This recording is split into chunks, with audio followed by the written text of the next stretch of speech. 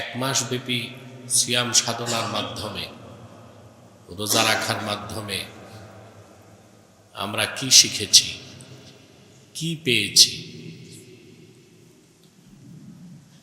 এবং এই মাসব্যাপী সিয়াম সাধনার মাধ্যমে যে শিক্ষা এবং দীক্ষা আমরা পেয়েছি, সেটা একটি বছর আমাদের লালন করতে হবে, তার ভিত্তিতে জীবনযাপন করতে হবে।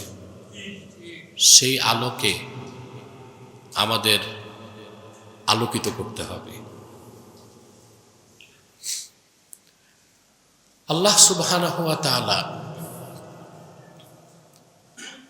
পরিপূর্ণ আনুগত্যের সাথে, পরিপূর্ণ ঈমান, বিশুদ্ধ আকীদার সাথে আল্লাহর সন্তুষ্টির জন্য যারা রোজা রাখে, আল্লাহ ওয়াদাবদ্ধ বান্দাদের সাথে তাদের জিন্দেগীর সমস্ত গুনাহ আল্লাহ মাফ করে শিশুর মতো নিষ্পাপ করে দেন।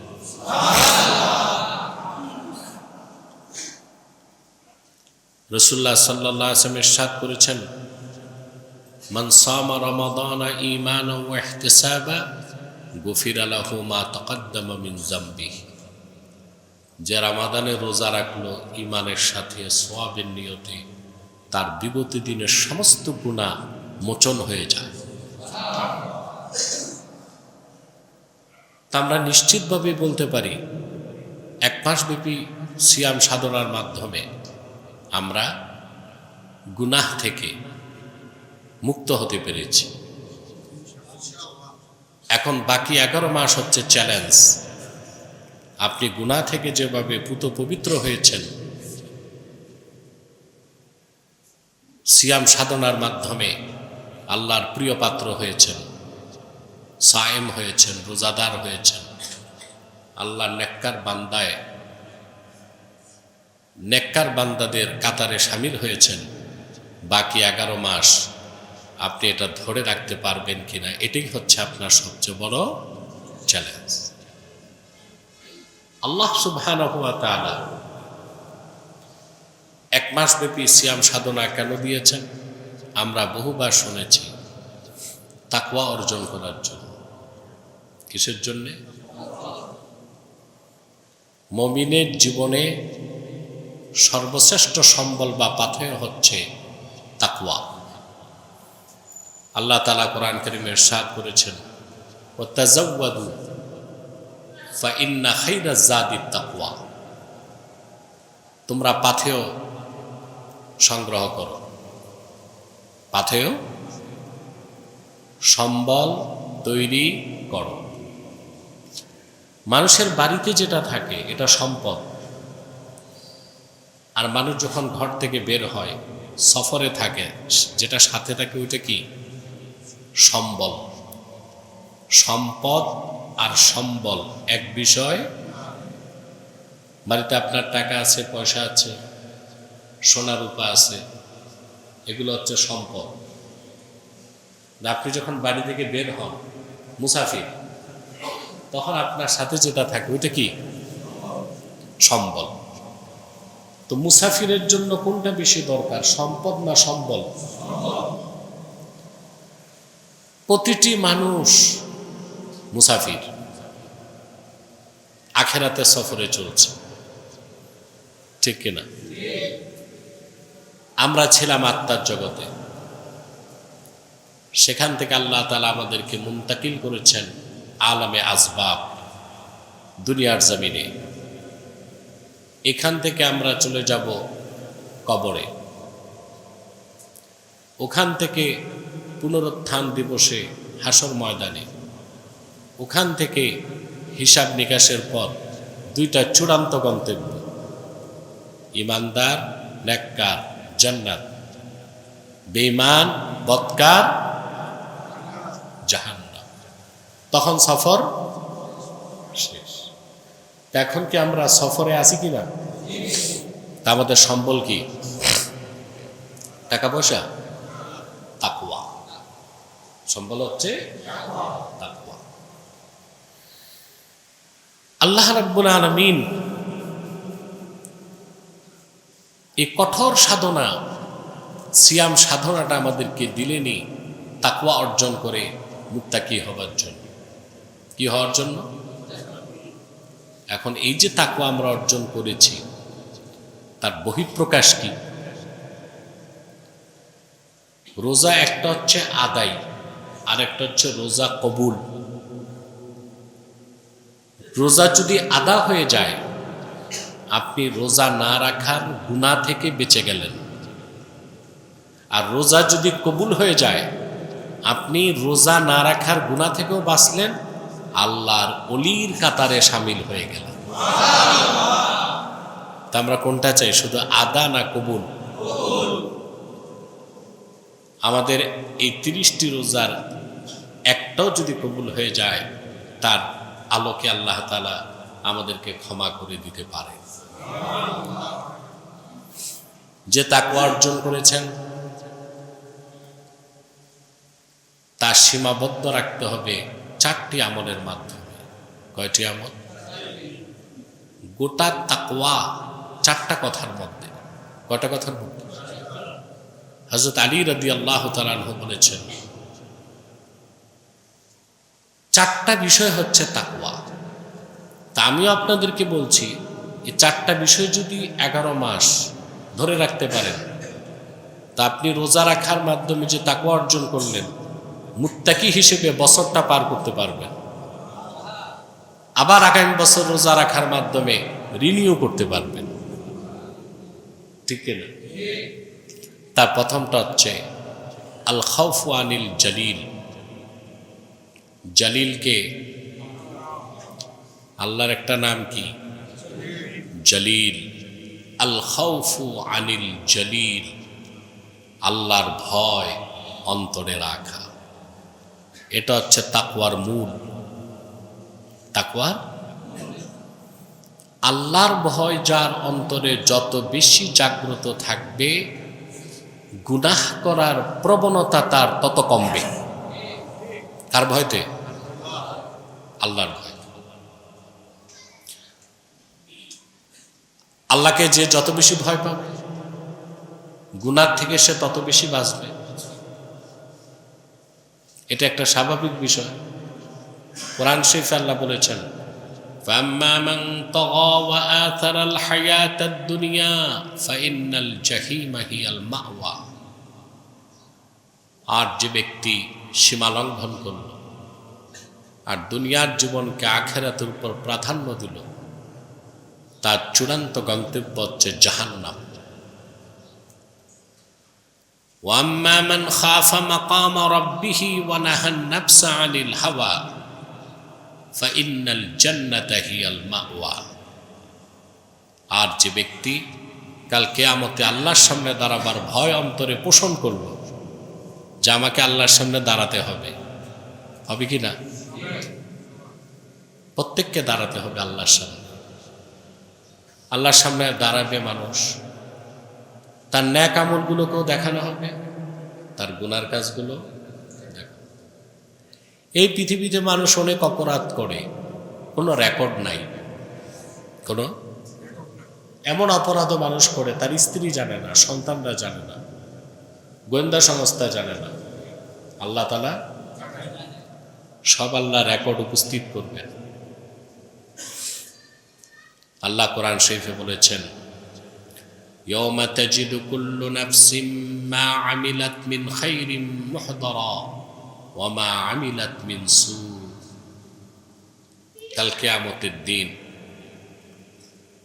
মানুষ পৃথিবীতে যে ভালো কাজ করেছে তা সে তার সামনে দেখবে, এবং যে খারাপ কাজ করছে, গুনার কাজ করছে, তাও সে দেখবে। মানুষ তখন আফসোস করে বলবে, তাওয়াদ্দু লাউ আন্না বাইনাহা ওয়া বাইনাহু আমাদাম বাঈদা। যা আমি কি করেছি রাতের অন্ধকারে তাও দেখা যাচ্ছে, প্রতিটি কাজকর্ম তুলে ধরা হচ্ছে। মানুষ তখন আফসোস করে বলবে, যদি তার এই কৃতকর্মের দৃশ্য আর তার মাঝখানে একটি বিরাট দূরত্ব হয়ে যেত, কিন্তু তখন আর আফসোস করে কোনো লাভ। সব কিছু মানুষ দেখবে। এই যে বিশ্বাস যে আল্লাহর সামনে আমাকে দাঁড়াতে হবে, প্রতিটি কৃতকর্মের হিসাব দিতে হবে। এটাই তো তাকওয়া। এটা কি? এই বোধ বিশ্বাস মানুষকে যোগ্য থেকে যোগ্য করে দেয়, উন্নত চরিত্র তাকে উপহার দেয়। সর্বোপরি সে গুনাহ ছাড়তে ছাড়তে আমলনামায় গুনাহ শূন্যের কোঠায় চলে যায়। আল্লাহ বান্দাকে ওলি হিসেবে কবুল করে নেন। সুবহানাল্লাহ। আমরা 1 মাস রোজা রেখে প্রশিক্ষণটা পাইছি, পাইনি? কেউ নামাজ পড়ে, সেখানে তার উদ্দেশ্য থাকতে পারে মানুষ দেখে আমি নামাজ পড়ি, কিন্তু এমন কোন নির্বোধ আছে যে আসলে রোজা রাখে কিন্তু মানুষকে দেখাতে? কেউ যদি মানুষকে বলে আমি রোজা রাখছি, আর সে যদি চুপে চুপে পানি খায়, ভাত খায়, মানুষ তো দেখলো না, কিন্তু আসলে যে রোজা রাখলো কষ্ট করে, সে আল্লাহর জন্যই রাখলো। এখানে লৌকিকতার কোনো সুযোগ নাই। সুবহানাল্লাহ। 13 ঘন্টা 14 ঘন্টা রোজা রেখেছেন আপনারা, প্রচন্ড তৃষ্ণায় কলিজা ফেটে যাওয়ার উপক্রম, 1 ফোঁটা পানি খান নাই, ইফতার সামগ্রী নিয়ে বসেছিলেন, নির্ধারিত সময়ের 1 সেকেন্ড আগে খেজুরে হাত দিতে পারেন নাই, শরবতের ঢোক গিলতে পারেন নাই। কার ভয়তে? তাকওয়া। এটা কি? আল্লাহর ভয়। এভাবেই আল্লাহ আমাদেরকে প্রশিক্ষণ দিয়েছেন রোজা রাখার মাধ্যমে তাকওয়া অর্জন কিভাবে করতে হয়। রোজার পর বাকি সময়গুলোতে প্রতিটি ক্ষেত্রে, প্রতিটি কর্মে, প্রতিটি স্তরে এই ভয়টা আপনার অন্তর রাখতে হবে। ব্যবসা করতে যাবেন, হারাম থেকে বাঁচতে হবে। চাকরিতে বসকে ফাঁকি দেওয়া যাবে না, অফিসার ফাইল ঠেকায় ঘুষ খাওয়া যাবে না, ঠিক কিনা? এগুলো সম্ভব আল্লাহর ভয় থাকলে। আর আল্লাহর ভয় না থাকলে এগুলো কখনো সম্ভব হতে। আইন দিয়া, কানুন দিয়া মানুষকে মানুষ বানানো যায়? বলা হয় পৃথিবীতে সবচেয়ে ভালো আইন হচ্ছে আমেরিকায়, গণতন্ত্র। আপনারা দেখেছেন আগে জেফ্রি অ্যাপস্টিনের ফাইল ফাঁস হয়েছে, দেখছেন? পশ্চিমা প্রেসিডেন্ট, রাজনীতিবিদ, দার্শনিক, ব্যবসায়ী, তারা কতটা লম্পট, চরিত্রহীন, মানুষ হত্যাকারী, নারীদেরকে নিয়ে উপহাসকারী। অ্যাপস্টেন ফাইল ফাঁসের মাধ্যমে তা প্রকাশ পেয়েছে, ঠিক কিনা? তাকওয়ার মাধ্যমে মানুষ চরিত্রবান হয়। আদি ইবনে হাতেম, আদি ইবনু হাতেম, হাতেম তাইয়ের ছেলে, তিনি সাহাবী ছিলেন। হাতেম তাই ইসলাম পায় নাই, ইসলামের জমানার আগেই হাতেম তাই মারা গেছে। রাসূলুল্লাহ সাল্লাল্লাহু আলাইহি সাল্লাম মক্কা বিজয়ের পর যখন তায়েফকে অবরোধ করলেন, তখন হাতেম তাইয়ের ছেলে আর মেয়ে দুজনই মুসলমান হয়ে গেছে। এই হাতেম তাইয়ের ছেলে আদি বর্ণনা করেন যে আমি একদিন রাসূলুল্লাহ সাল্লাল্লাহু আলাইহি ওয়াসাল্লামের সামনে বসে আছি, এক ব্যক্তি এসে আল্লাহর হাবিবের কাছে শিকায়ত করলেন তাদের এলাকায় প্রচন্ড অভাব, দুর্ভিক্ষ। রাসূলুল্লাহ সাল্লাল্লাহু আলাইহি ওয়াসাল্লাম তার অভিযোগ শুনলেন, কিছু বললেন না। চলে যাবার পর আরেক লোক আসলো, এসে অভিযোগ করলো তার এলাকায় দস্যুতা, সহিংসতা খুব বেশি, নিরাপদে কেউ সহায় সম্পদ নিয়ে বের হতে পারে না। রাসূলুল্লাহ সাল্লাল্লাহু আলাইহি ওয়াসাল্লাম কিচ্ছু বললেন না, লোকটা চলে গেল। দূরজোর চলে যাবার পর আদিকে আল্লাহর হাবিব বলেন, আদি, আমি দুনিয়ার থেকে বিদায় নেবার পরে তুমি যদি বেঁচে থাকো দেখতে পাবে বাইতুল মালের সম্পদ নিয়ে মদিনা মুনাওয়ারায় আমার সাহাবীরা ঘুরবে, এমন একজন ফকির মিসকিন অভাবী পাবে না যে সম্পদ নিতে হাত বাড়াবে।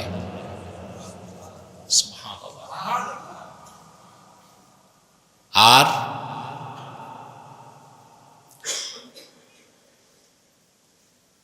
আমি যে রাষ্ট্র, যে দুনিয়া রেখে যাচ্ছি সেখানে কোনো সহিংসতা থাকবে না। একজন নারী তারতাহিলু মিনাল হেরা হাত্তা তাতুফাল কাবা লা তাখাফু ইল্লাল্লাহ। একজন নারী ইয়ামানের হেরাত থেকে 1000 মাইল পথ পাড়ি দিয়ে আল্লাহর ঘর কাবা তোয়াফ করবে একাই, কি আল্লাহ ছাড়া কাউকে সে ভয় করবে না, ভয় করার দরকার হবে না। বলেন সুবহানাল্লাহ।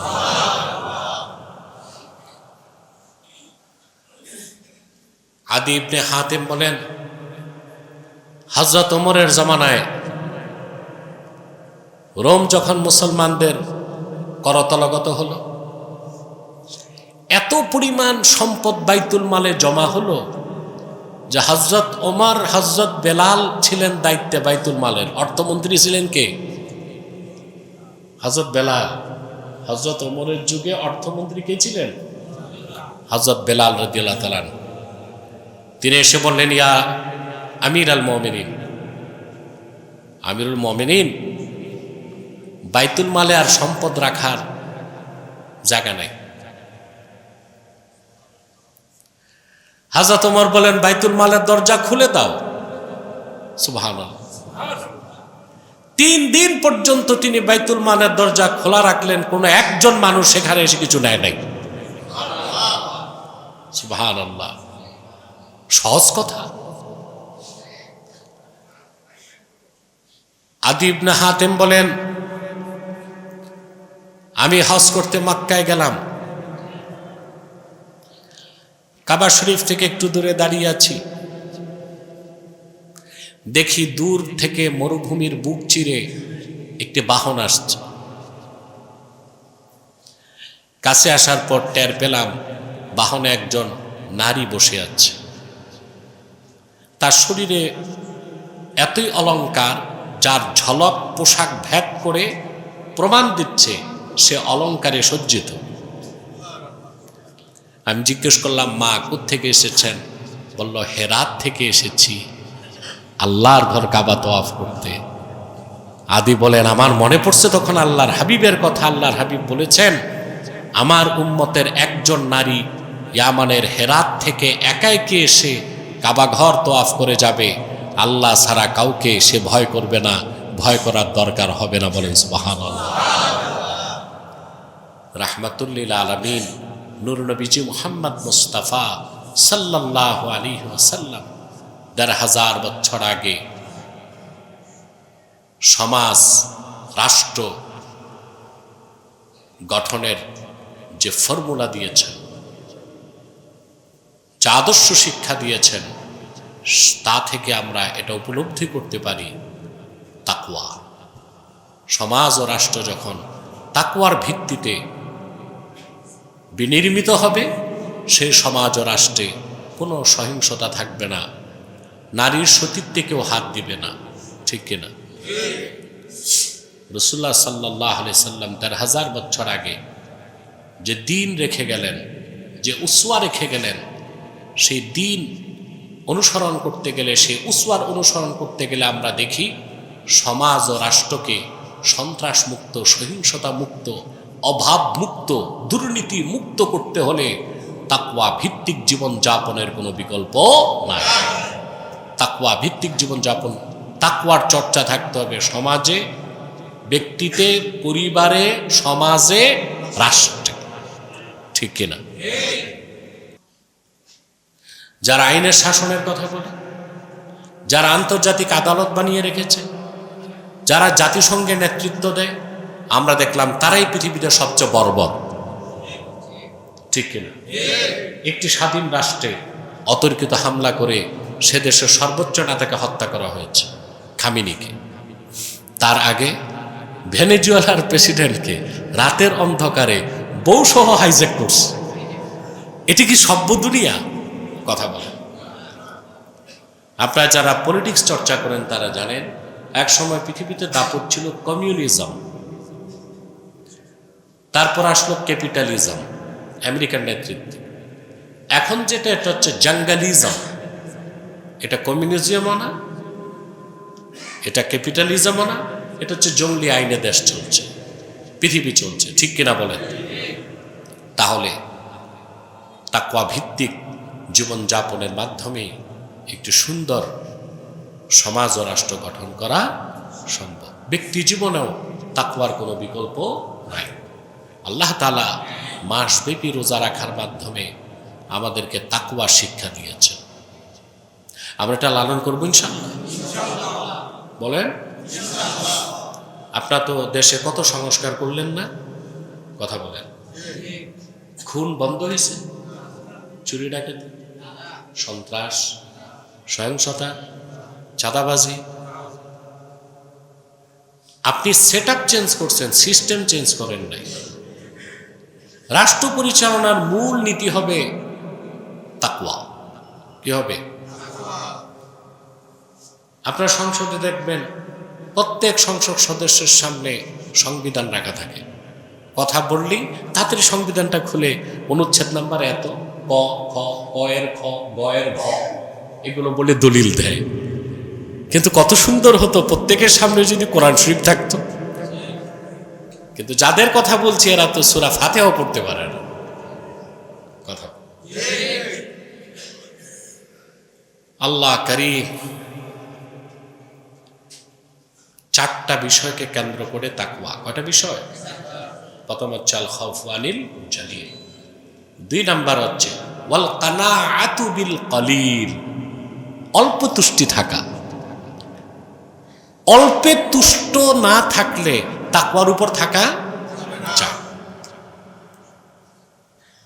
সচিবদের বেতন কত? ৭৮,০০০ টাকা, এখন বেড়ে 1 লাখ টাকা হয়েছে। মূল স্কেলটা বললাম, কিন্তু তারা কোটি কোটি টাকা কামাই করতেছে। কারণ অল্প তুষ্ট হইতে, যারা ঘুষ খাচ্ছে অল্প তুষ্ট না, সুদের সাথে যারা জড়িত অল্প তুষ্ট না। তাকওয়ার অন্যতম ভিত্তি হচ্ছে ওয়াল কানাআতু বিল কলিল, অল্প তুষ্ট থাকা। অল্প তুষ্ট থাকার মানে হচ্ছে বৈধ প্রচেষ্টায় হাই হুতাশ না করে আল্লাহর পক্ষ থেকে যেটা পেলাম এতে সন্তুষ্ট থাকা। সুবহানাল্লাহ। আল্লাহ যখন ভালোটা দিবেন শুকরিয়া আদায় করা, ভালো কিছু পাবেন না ধৈর্য ধারণ, ঠিক কিনা? ওয়াল কানাআতু বিল কলিল, প্রথম হচ্ছে আল খাউফু আনিল জালিল, দ্বিতীয়টা হচ্ছে আল কানাআতু বিল কলিল, আল্লাহর ভয় অন্তরে পোষণ, অল্পে তুষ্ট থাকুন। 3 নাম্বার হচ্ছে ওয়াল আমালু বিত তানজিল, কোরআন ভিত্তিক জীবন গঠন। কোরআন ভিত্তিক, আপনারা তো 30 পারা কোরআন শরীফ শুনছেন, 1 মাস শুনছেন না? আল্লাহ মাফ করুক, কয়েক লাইনও বুঝছেন কিনা সন্দেহ আছে। বুঝেন আর না বুঝেন, শুনেছেন সব পেয়ে গেছে। কিন্তু যদি বুঝতেন জ্ঞানের খনি পেয়ে যেতেন। সুবহানাল্লাহ। সমস্ত জ্ঞানের উৎস হচ্ছে আল কোরআন। উৎস কি? আল কোরআনুল কারীম। কোরআন ভিত্তিক জীবন গঠন করা ছাড়া আপনি কখনোই সত্যিকার মুত্তাকি হতে পারবেন না। লেবাস ধরতে পারবেন, কি ধরতে পারবেন? লম্বা দাড়ি, লম্বা পাগড়ি, তসবিহ একটা ঝুলাই নেবেন, ঠিক কিনা? আপনি ব্যাস ধরতে পারবেন, ব্যাস, কিন্তু দরবেশ হইতে পারবেন না। ব্যাস একটা, দরবেশ আর একটা ধরবেশ। বাংলাদেশে বেশি কোনটা, দরবেশ না ধরবেশ? ব্যাস ধরার লোক আছে আমাদের মধ্যে, সব জায়গাতেই দেখা যায়। ওয়াল আমালু বিত তানজিল, কোরআন ভিত্তিক জীবন গঠন করা ছাড়া আপনি খাঁটি মুত্তাকি বা পরিপূর্ণ তাকওয়া অর্জন করতে পারেন না। পারবেন? সম্ভব এটা? আপনি সুদকে ঘৃণা করেন ব্যক্তি জীবনে, কিন্তু রাষ্ট্র তো আপনাকে সুদ দিতে বাধ্য করছে। কথা বল। ইলেকট্রিক বিল নির্ধারিত সময়ে আপনি দিবেন না টাকা, পরের মাসে সুদ সহ। অবশ্যই এটা মনে রাখবেন, এটা রাষ্ট্র জবরদস্তি সুদ নিচ্ছে, এটার গুনাহ আপনার হবে না, কিন্তু সুদে জড়াতে হলো কি না, কথা বল। আপনি ফ্যাক্টরি করবেন, লোন নিতে হবে, লোন নিলে ব্যাংকে সুদ দিতে হবে, ঠিক কিনা? কারণ কোরআন ভিত্তিক জীবন গঠন করতে পারেন নাই, এই জন্য আপনাকে পরিপূর্ণ তাকওয়ার উপর চলা আপনার উপর সম্ভব হচ্ছে। 4 নাম্বার হচ্ছে ওয়াল ইস্তিদাদু লিয়াউমির রাহিল।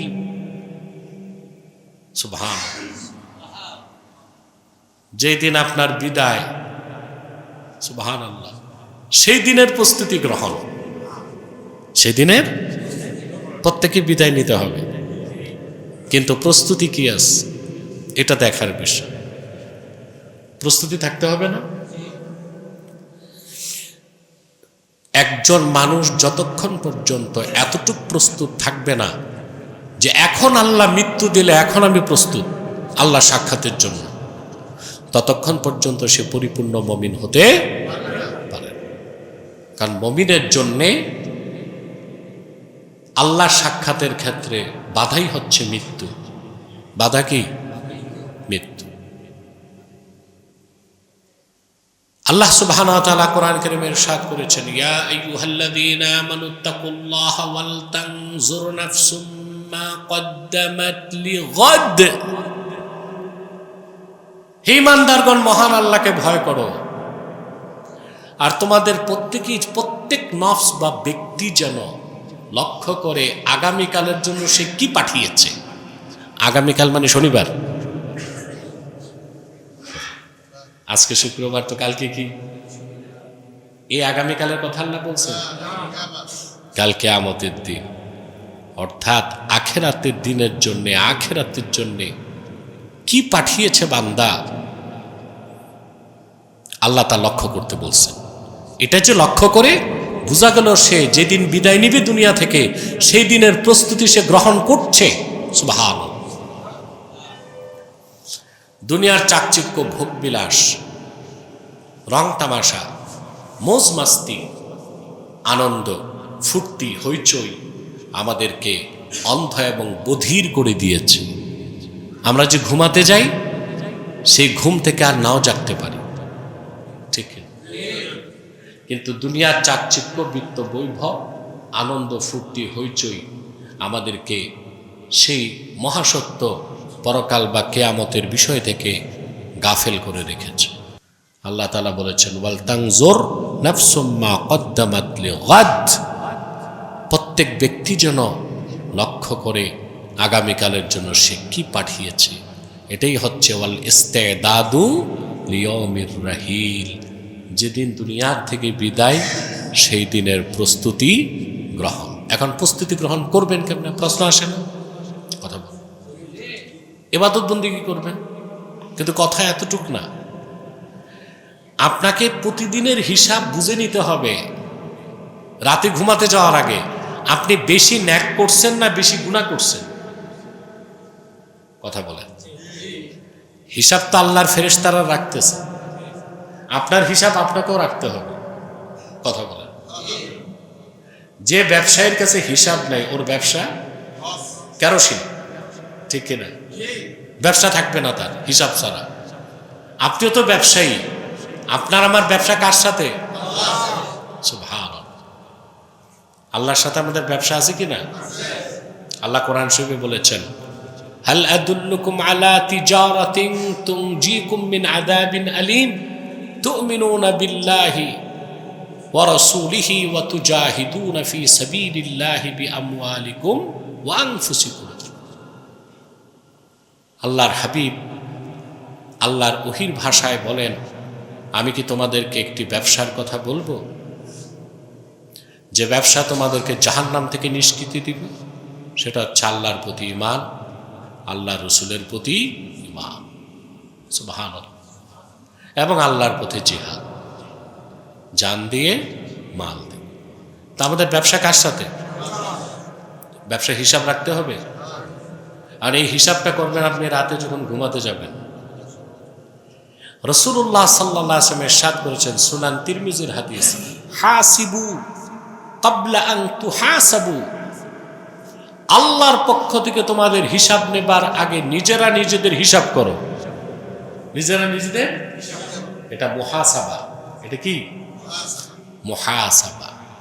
অর্থাৎ আপনি যখন রাতে ঘুমাতে যাবেন, আপনাকে হিসাব করতে হবে সারাদিনে নেক আমল কতটুকু করলেন, গুনার কাজ কতটুকু করলেন। যখন দেখলেন আপনার গুনার কাজ বেশি, নেক কম, তখন ঘুমাতে যাবেন না তওবা করবেন? কিভাবে? সুবহানাল্লাহি বিহামদিহি।